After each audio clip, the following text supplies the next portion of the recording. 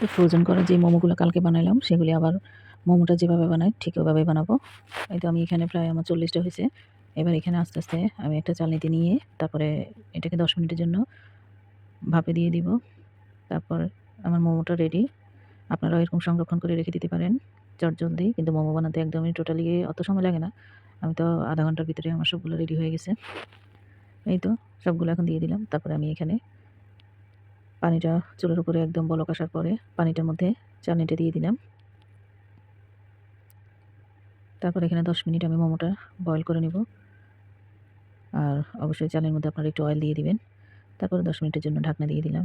ব্যাস হয়ে গেছে। বিশ্বাস করেন এত হোয়াত শীতে দিয়ে মোমো খেতে যে কী মজা লাগে যেটা বলার বাইরে। ব্যাস রেডি আমার মোমো। এবার সস নিয়ে নিব।